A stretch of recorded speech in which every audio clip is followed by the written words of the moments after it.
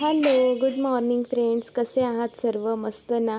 आणि सगळ्यांचा गुढीपाडवा कसा साजरा झाला तर मी माझा व्लॉग शेअर केलेलाच आहे तुमच्यासोबत. अजून पण तुम्ही बघितला नसेल तर माझा गुढीपाडव्याचा व्लॉग नक्की बघा. आणि आज आहे स्वामी समर्थांचा प्रकट दिन. आज पण सकाळी लवकर उठून आम्ही सगळे तयारीला लागलेलो आहोत. आता मी हार बनवते आहे स्वामींच्या फोटोसाठी. इकडे आता पूजा झालेलीच आहे. घरातलं बाकीचं सर्व आवरून झालेलं आहे. सकाळची कामं पटापट आवरले की घरात खूप फ्रेश वाटतं. तर आता मी हार बनवते आणि स्वामींच्या फोटोला घालायचं आहे. तर बघा असं मी हार केलेला आहे. फुलं जास्त आज आणली नाही सकाळी, काल जी आणलेली होती त्या फुलांचाच हार मी बनवते आहे. मध्ये एक छान जास्वंदीचं फूल टाकलं. आणि हार बनवायला ना थोडेसे मोठे फुलं पाहिजेत आणि असा दाट हार खूप छान दिसतो. एकसारखे फुलं पाहिजे, काही हरकत नाही. ताज्या फुलांचा हार हा छानच दिसतो आणि त्यातल्या त्यात घरी केलेला हार तर खूप सुंदर दिसतो. तर बघा छान झालेला आहे. आणि खाली जे जास्वंदीचं फूल टाकलंय ना ते एकदम मस्त दिसतंय. तर आता मी स्वामींच्या फोटोला हार घालते. मला असं वाटतंय थोडासा छोटा किंवा कमी होईल असं, पण घालून बघते तर छान दिसतो आहे हार. थोडासा छोटा झालेला आहे पण ठीक आहे. इकडे आईची तयारी सुरू आहे बेसनाचे लाडू करण्याची, कारण स्वामींना बेसनाचे लाडू खूप आवडतात आणि बेसनाचे लाडू तर सगळ्यांनाच खूप आवडतात. आईच्या हातचे बेसनाचे लाडू ना खूप छान होतात. खूप वेळेस करण्याचा प्रयत्न केला पण मला तसं जमत नाही. अगदी सोपी रेसिपी आहे पण काय माहिती इतके छान लाडू होतात ना आणि इतके खमंग. मी तुमच्यासोबत पटकन रेसिपी शेअर करते. 2 वाटी बेसनाचं पीठ घेतलेलं आहे, म्हणजे डाळीचं पीठ, आणि ते तुपामध्ये छान भाजून घ्यायचं आहे आणि जास्त लालसर होऊ द्यायचं नाहीये. आणि पीठ भाजण्यासाठी ते गाईचं तूप वापरलेलं आहे. तुम्ही जेव्हा त्याला तूप सुटायला लागतं ना, म्हणजे ते पीठ पातळ व्हायला लागतं, तर याचा अर्थ आपल्या डाळीचं पीठ छान भाजत आलेलं आहे. पीठ भाजायला आलं की त्याचा सुगंध इतका छान येतो. चांगलं हे पीठ भाजून झालं की मग आपल्याला एका ताटामध्ये काढून घ्यायचं आहे.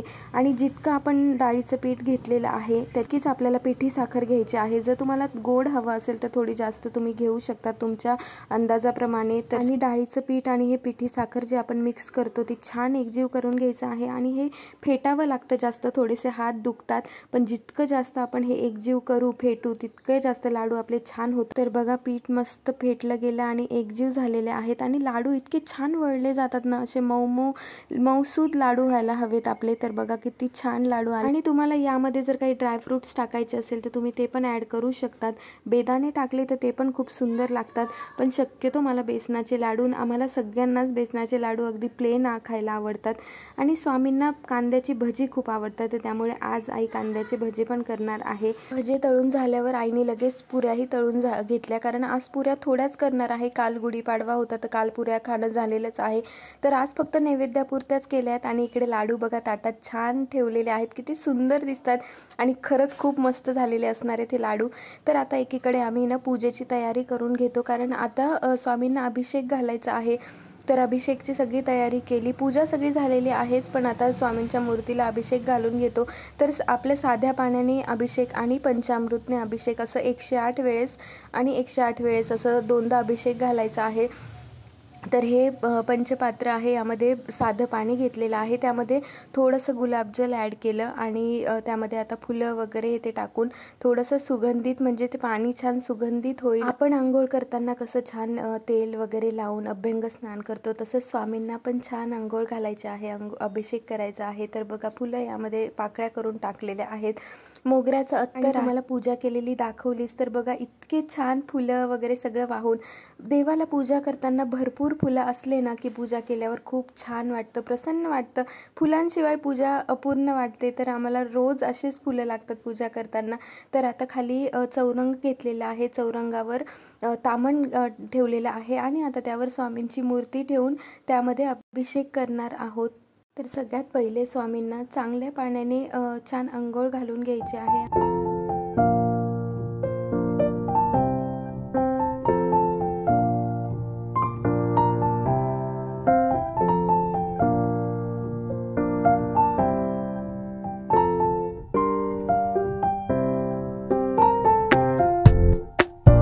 आता सगळ्यात पहिले आपण जे चांगलं पाणी पंचपात्रमध्ये घेतलेलं आहे त्या पाण्याने अभिषेक घालून घेऊ. आणि सोबत मी आणि 108 वेळेस आपल्याला अभिषेक घालायचा, माळ जपायचे आहे आणि सोबत स्वामी समर्थांचा जपही करायचा आहे. तर श्री स्वामी समर्थ, श्री स्वामी समर्थ, श्री स्वामी समर्थ असं 108 वेळेस ही माळ जपत आपल्याला अभिषेक घालायचा आहे.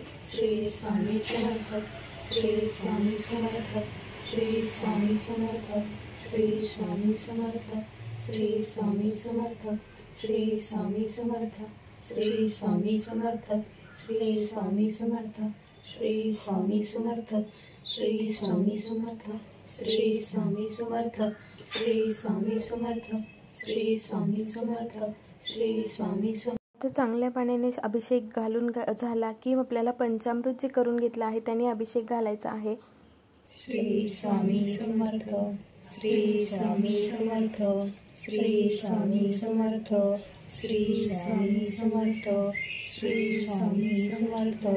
चला तुम्ही पण आमच्यासोबत स्वामी समर्थांचा जप करा आणि सोबत मी तुम्हाला स्वामी समर्थांची काही माहितीही सांगते जी मी पुस्तकात वाचलेली आहे. ती स्वामी कुठून प्रकट झाले, त्यांची इतर माहिती काय, तो दिवस कोणता आहे, सर्व मी तुमच्यासोबत शेअर करते. तर श्री स्वामी समर्थ महाराज कधी प्रकट झाले, कुठून आले याबद्दल कोणतेही अधिकृत दस्तऐवज नाही. पण एका कथेनुसार श्री स्वामी समर्थ महाराज पंजाब प्रांतातील हस्तिनापूरपासून 24 किलोमीटर अंतरावर असलेल्या छेलीखेडा नावाच्या गावात एका वटवृक्षाजवळ प्रकट झाले होते असे मानले जाते. 1856 मध्ये अक्कलकोटच्या खंडोबा मंदिरात त्यांचे दर्शन झाले. तो दिवस चैत्र शुद्ध द्वितीया तिथी होता. त्यानुसार यावर्षी 10 एप्रिल रोजी स्वामीजीचा प्रकट दिन साजरा केला जाणार आहे. स्वामी समर्थ महाराज हे श्रीपाद श्री वल्लभ आणि नृसिंह सरस्वती यांच्यानंतर भगवान श्री दत्तात्रेयांचे तिसरे अवतार मानले जातात. असे म्हणतात की अक्कलकोटमध्ये प्रकट होण्यापूर्वी स्वामी इकडे तिकडे फिरत राहिले आणि मंगळवेढा येथे आले. येथे ते चांगलेच लोकप्रिय झाले. येथून ते सोलापूर मार्गे अक्कलकोट येथे आले. स्वामी समर्थ महाराज पहिल्यांदा अक्कलकोटला आले तेव्हा ते खंडोबा मंदिराच्या वरांड्यात स्थानपन्न झाले. या मुक्कामात त्यांनी अनेक चमत्कार केले, पण राजा आणि गरीब यांच्यात कधीच फरक केला नाही. त्यांनी सर्वांवर समान प्रेमाचा वर्षाव केला. त्यांनी सर्वांना सांगितले की ते यजुर्वेदी ब्राह्मण आहे, त्यांचे गोत्र कश्यप आहे आणि राशी चिन्ह मीन आहे. त्यांनी आपल्या शिष्य ली लप्पा आणि ली चोलप्पा यांना आशीर्वाद दिला. तेथून स्वामी समर्थांनी संपूर्ण देशाचा दौरा केला. सर्वत्र वेगवेगळ्या नावांनी ओळखले जात असे. स्वामींबद्दल प्रचलित आहे की त्यांनी विविध ठिकाणी 400 वर्षे तपश्चर्या केली. सन 1458 मध्ये नरसिंह सरस्वती श्रीशैल्य यात्रेनिमित्त कर्दळीच्या जंगलात ते गायब झाले. जंगलात स्वामी 300 वर्षे समाधी अवस्थेत होते. दरम्यान मुंग्यांनी त्यांच्या शरीराभोवती एक कुंड तयार केले. एके दिवशी लाकूड तोड्याने झाडावर जोरात वार केला तेव्हा त्याला रक्त दिसले आणि एक वृद्ध योगी ध्यानात मग्न दिसला. लाकूड तोड्या त्यांच्या पाया पडला आणि त्यांचे लक्ष विचलित करण्यासाठी क्षमा मागू लागला. योगीजी म्हणाले, ही तुमची चूक नसून पुन्हा जनतेची सेवा करणे हा माझ्यासाठी ईश्वरी आदेश आहे. नवीन स्वरूपात ते 854 ते 30 एप्रिल 1878 पर्यंत अक्कलकोट येथे राहिले आणि वयाच्या 600व्या वर्षी महासमाधी घेतली. शेवटी ते अक्कलकोटला आले आणि त्यांनी आयुष्याची शेवटची 22 वर्षे तिथे घालवली.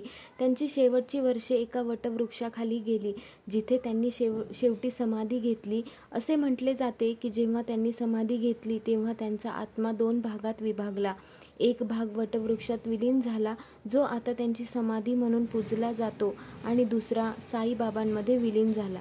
ही होती स्वामी समर्थांबद्दलची थोडीफार मी वाचलेली माहिती. यात काही चूक झाली असेल तर तुम्ही ते नक्की सांगू शकतात, पण मी ही पुस्तकात वाचलेलीच आहे जशी मी तुमच्यासमोर मांडली आहे. तर आता एकीकडे स्वामींना अभिषेक घालून झालेला आहे. आता आपल्याला छान कोरड्या वस्त्राने जी मूर्ती पुसून घ्यायची आहे.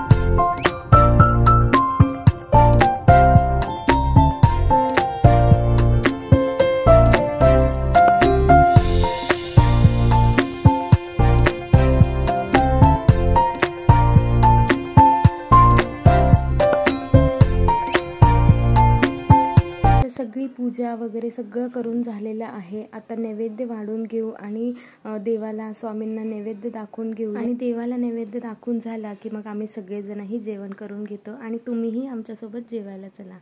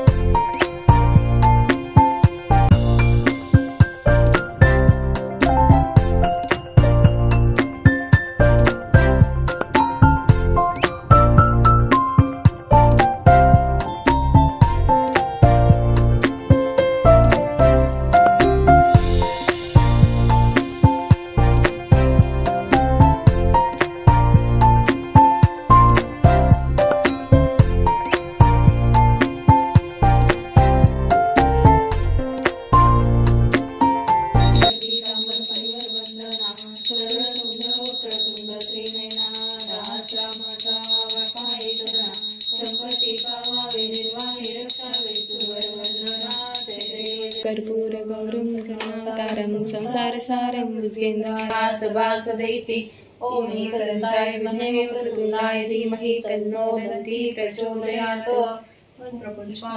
सगळं देवाला नैवेद्य वगैरे दाखवून झालं, आरती करून झाली आणि आता सगळेजण आम्हीही बसलेलो आहोत जेवायला. तर तुम्ही चला आमच्यासोबत जेवायला. आणि हा होता माझा आजचा स्वामी प्रकट दिनाचा स्पेशल ब्लॉग. तुम्हाला आजचा व्हिडिओ कसा वाटला मला हे कमेंट करून नक्की सांगा. व्हिडिओ आवडला असेल तर